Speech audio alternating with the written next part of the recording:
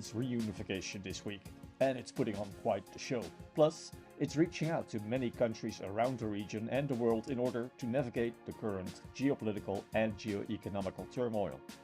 With a crucial Communist Party Congress coming up next spring that will determine Vietnam's course into the next decade, and just coming off a few fundamental changes in the top leadership of the party and the country over the past year, Vietnam is now seeking to cement its place as Asia's next economic powerhouse. All while having a 46% US tariff hanging over its head. In this episode of State of Asia, I'm speaking about all this with Bich Tran, who is a senior fellow at Verve Research and an adjunct fellow at the Center for Strategic and International Studies. Bich has also been selected to join the 2025 Young Strategists Forum, which is an initiative of the German Marshall Fund of the United States. Her research interests include Vietnam's grand strategy, maritime security, cybersecurity, and issues at the intersection of geopolitics and technology.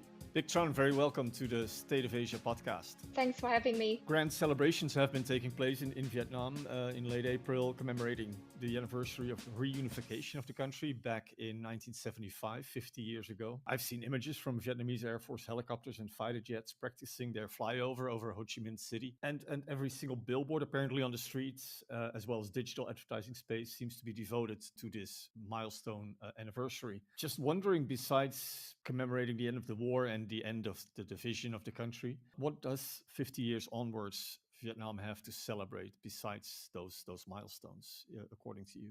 I think that for Vietnam, a lot of people in the countries feel a kind of a sense of pride that, after 50 years of such a devastating world, Vietnam now become, very different stage, and it's become favorite partners of many countries in the world, and with the fast-growing economy.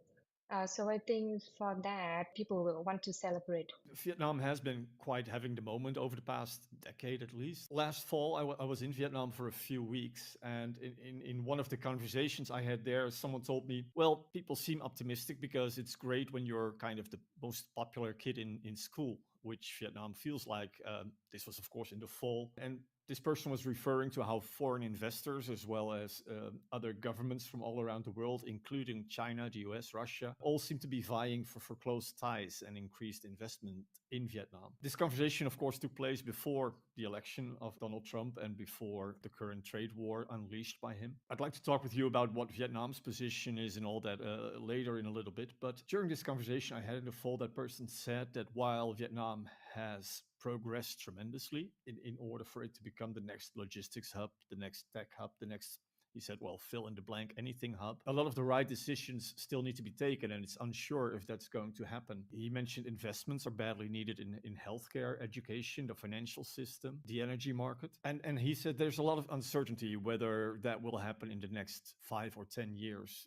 What do you make of that? Well, I think that, in any society, there are competing needs. So Vietnam is not different. The question here is, for the government, how to prioritize and then try to fulfill one by one, right? But do you think the government is succeeding in ensuring investors and people in the country and companies that work in the country the comfort that they are making the right choices? People I've spoken with say there's a bit of uncertainty. There's a big party congress coming up next spring, which will determine the course of the country into the next decade. How much uncertainty does that bring? Of course, there is uncertainty because we had no idea, a few months ago how the trajectory of US-Vietnam relation would turn, right? So yes, it's always contain uncertainty in the future. And with the party congress, I think, yes, it will set the trajectory of Vietnam's, both domestic and foreign policy for the next 5 years. But I think that it will not change the fundamental approach that Vietnam's have right now. A lot has changed, as you mentioned, and as we've all seen since the inauguration of Donald Trump in January as US president. Let's talk trade a bit, if you like. We're hearing a lot about how a lot of countries are stuck in the middle between the US-China trade war, and Vietnam perhaps stood out in all this, being a very early destination for companies adopting a China plus one strategy.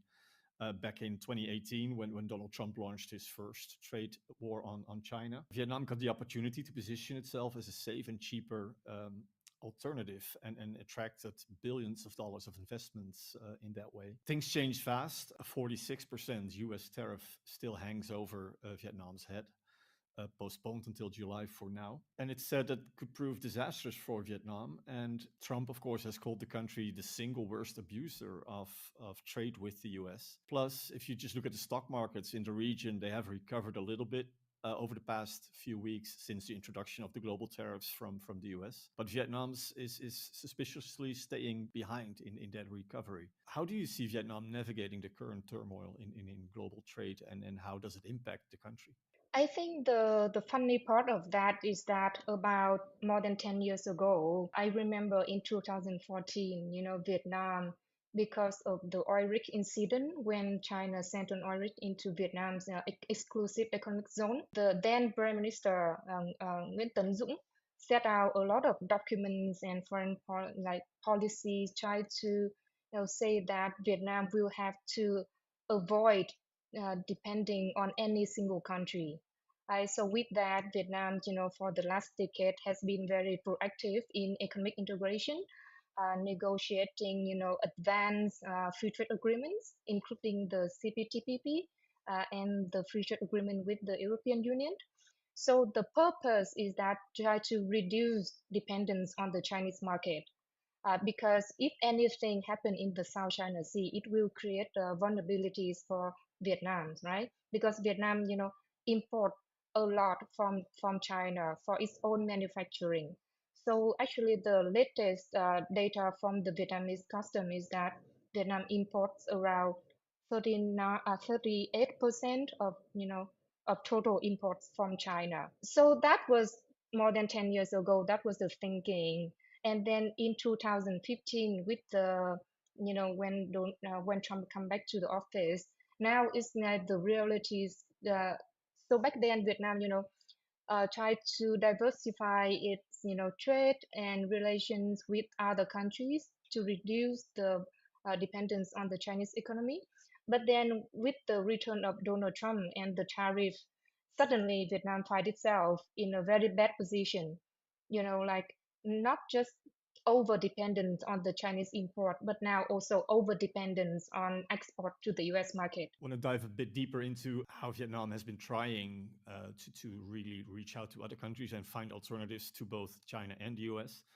Vietnam's foreign policies are famously gathered under the term bamboo diplomacy, kind of like being able to be friendly with all nations and not choosing one country or one bloc or alliance over the other. I mean, famously, just last year, Vietnam was the only country in the world, I believe, I'm pretty sure, to get a visit from then US President Biden, from President Xi Jinping of China, and from Russian President Putin, although, of course, they didn't visit at the same time.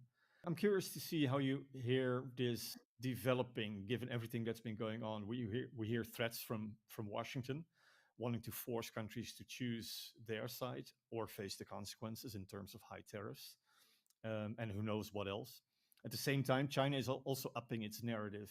It's not just the diplomatic outreach we're seeing by Xi Jinping, but also recently kind of similar threats that the US is making, with China saying, hey, if you as other countries are going to negotiate with the US and you hurt us as China in those negotiations, we will retaliate against you as well. In that kind of polarizing situation, is Hanoi able to stick with its bamboo diplomacy and try to be friends with everyone? Well, you mentioned bamboo diplomacy, but I would like to take a step back to talk about Vietnam's grand strategy, because diplomacy is only one component of the grand strategy itself. For Vietnam, not too different from other countries, Vietnam have several primary goals that we want to achieve, that including maintaining peace, developing the economy, and defending its sovereignty and territorial integrity, right? So not too different from other countries.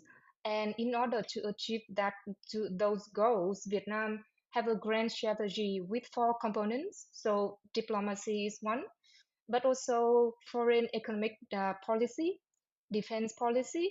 And to support those 3 external components, Vietnam need to have a domestic component to support that as well, called resource extraction, right? Yes, it has become very difficult for Vietnam to navigate the current situation as great powers increasingly demanding countries to choose sides. And in order to deal with that, it's not just during the last year or so, but for a long time, Vietnam, had tried to elevate its international standing so that it have a greater strategic space to maneuver, and for that lessen the negative impact of great power competition. So some of the things we already mentioned, that include very like adopt a very proactive stance on economic integration. But on top of that, Vietnam has been a very active members of international organizations, try to take leadership in ASEAN, United Nations, and also try to hold peace talk.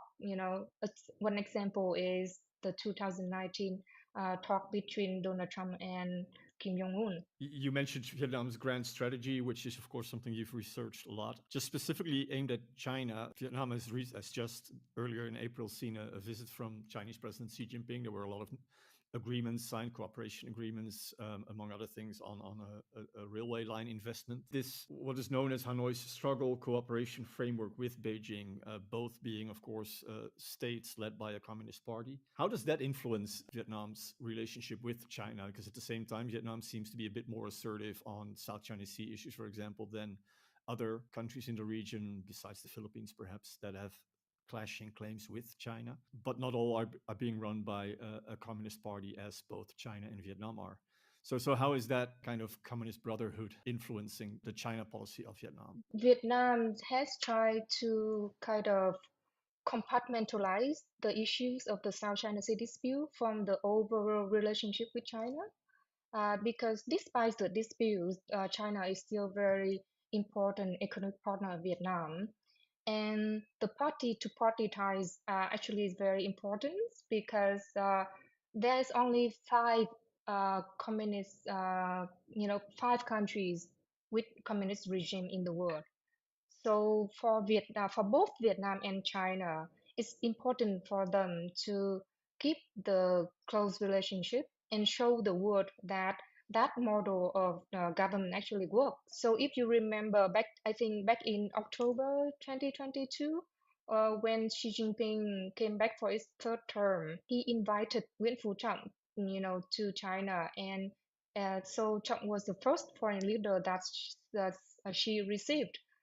So it's not only for Vietnam, but for China as well. It's kind of a showcase for the world. Maybe just one more question on that attempt of Vietnam to be friends with as many countries as possible. I've heard people describe it as Vietnam doesn't want to appear to be an aspiring semi-superpower. And a person I spoke with at the Diplomatic Academy of Vietnam said, well, we identify ourselves as middle-sized fish.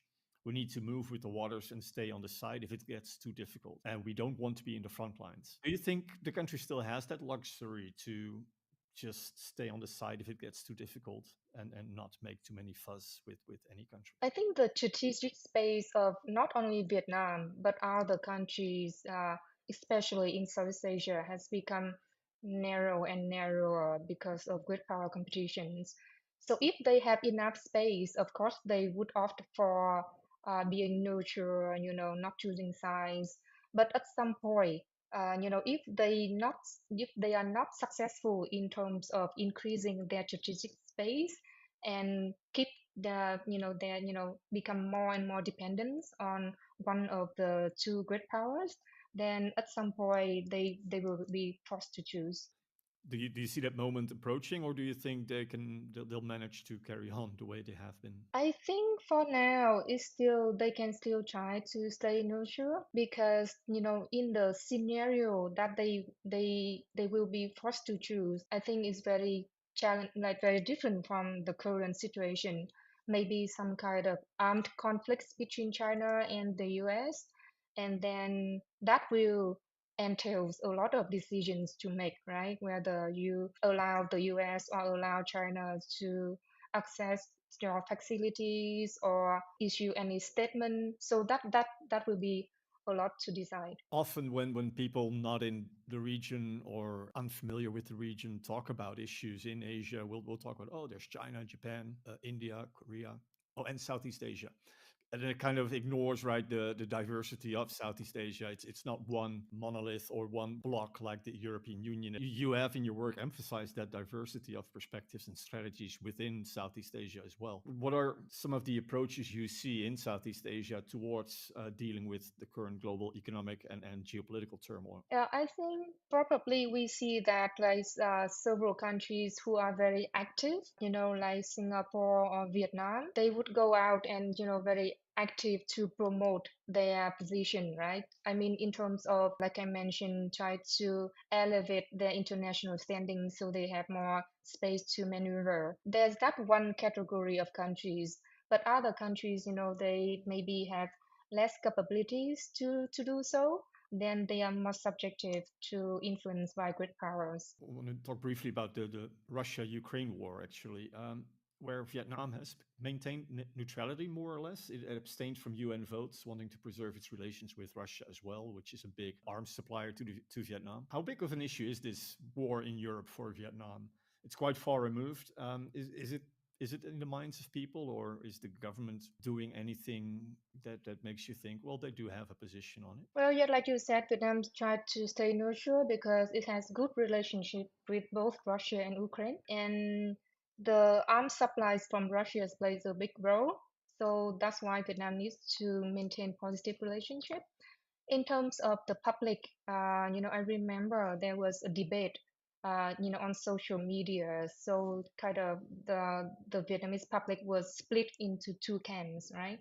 Basically, one kind of support Ukraine and criticized Russian invasion, and the other's camp is kind of more sympathize to the Russian stance. Yeah, there is some debate there. It's not like one opinion. Which, by the way, is of course a big difference that Vietnam has compared to China, where Vietnam has fairly free and open internet, right? People can just discuss on X, on Instagram, and all these platforms that are not accessible in China. That's a big difference, right? Yes, I think so. Yes, the big difference. So in Vietnam, we can access all sort of platforms that you can access. We just talked briefly about that Russia-Ukraine war, but closer to home, I was wondering, do you see Southeast Asian nations being able to contribute in any significant way to shaping the broader Indo-Pacific security arena or architecture? Or are they kind of delivered to what greater powers are wanting to do with it? Yeah, so even though most countries in South Asia are small to middle powers, I think they can shape the regional securities in the way that, for example, if they have good relationship with the United States and its allies like Japan, who have the in kind of a vision or a strategy for a free and open Indo-Pacific, for example, right? Then yes, they can support that vision or that strategy. But if that those relationships, you know, kind of go down, then maybe when like especially because of the trade war and the tariff from the Trump administration, now China's been very active in the region, with the Xi Jinping's tour in South Asia, try to promote the image of China as a more reliable partner than the United States. Then regional country can choose to support China's initiative instead. Yeah, so that by supporting one power's initiative, then they can somehow shape the regional security. You remember back in 2019, ASEAN did issue the ASEAN Outlook on the Indo-Pacific. So that one way the bloc kind of project its vision itself. But in order to, because those initiatives, it costs a lot. So without, resources, it's very difficult for one or even a group of South Asian countries to somehow have some initiative to replace those from the great powers. 6 months ago, the former colonial power France became the first European nation to have its ties with Vietnam upgraded to the highest level, the comprehensive strategic partnership. Vietnam has bestowed that status on only 11 other countries since China became the first to receive it in 2008. And I was looking at a timeline, and I noticed between 2008 and late 2022, only 3 countries had this best friend status with Vietnam. It was China, India, and Russia. But then in the past 2 years and a bit, the list of best friends has been expanding quite rapidly and now includes the US, Australia, South Korea, Indonesia, Japan, and others, all added since 2023. What's Vietnam's goal here? Is this all of a sudden very rapidly getting closer ties with many different countries? Yeah, very good observation. So I was thinking about that as well myself. I think it's not from the Vietnamese point of view, it's not sudden. Like Vietnam has wanted to, establish strategic partnerships with as many countries as possible. And especially if you go back to, a keynote address by then Prime Minister Nguyễn Tấn Dũng at the Shangri-La Dialogue, I think probably in 2012. He mentioned that Vietnam wanted to have partnerships with all 5 members of the United Nations Security Council and other major power as well. So that has been a long-term goal for Vietnam. But I think for the last few years, the acceleration of the upgradings is that because Vietnam now has become a very attractive partner. So because it's not one way, right? Vietnam wanted to have partnerships with, some countries, but maybe few years ago, those countries were not ready to have Vietnam as such a high-level partners. But after a decade of, trying to elevate its international standings, now Vietnam become more attractive.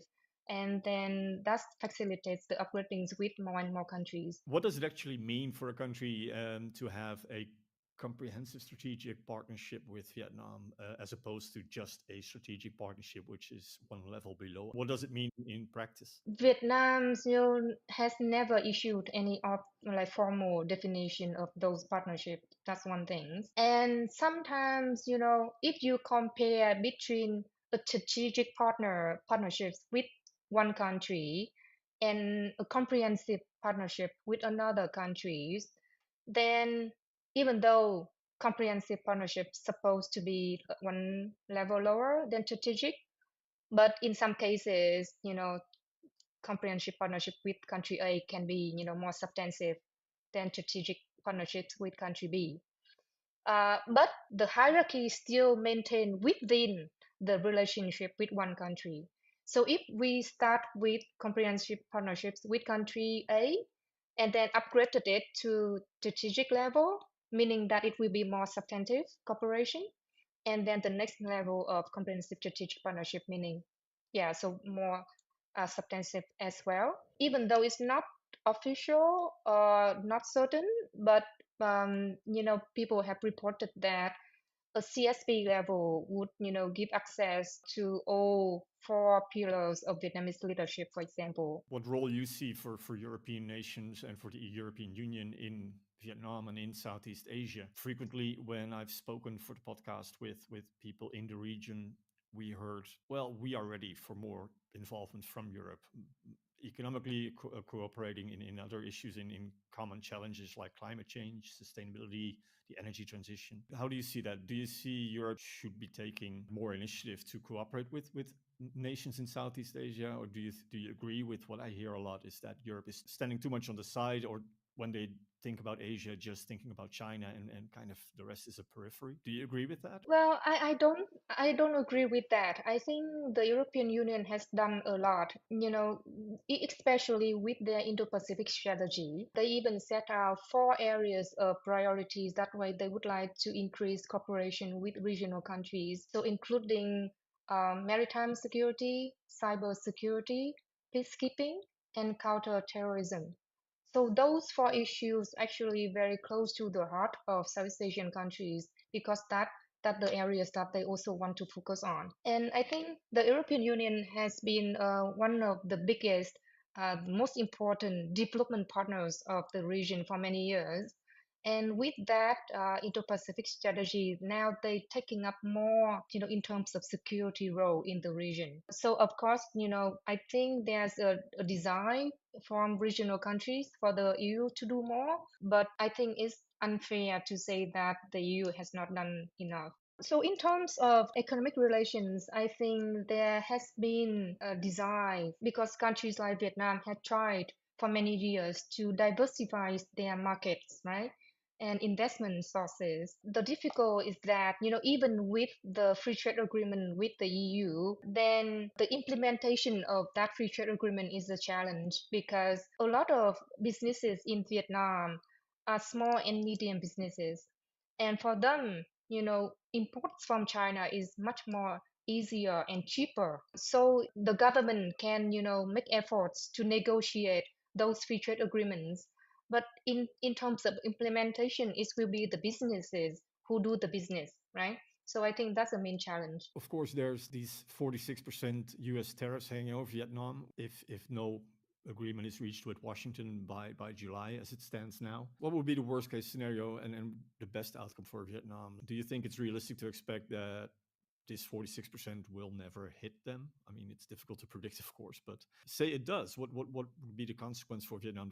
Let me phrase it this way. Does Vietnam have the potential to have diversified enough to other countries to kind of soften the blow? I mean, like these days, everybody talk about diversifications, right? Vietnam has talked about diversification for 30 years.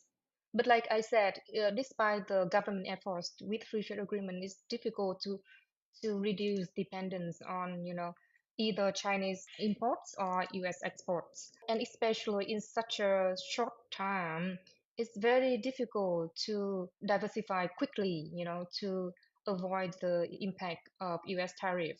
I think Vietnam export to US market account to 29.5% of its total export. So almost 30%, right? And some sources say that is equal to about 30% of the country's GDP.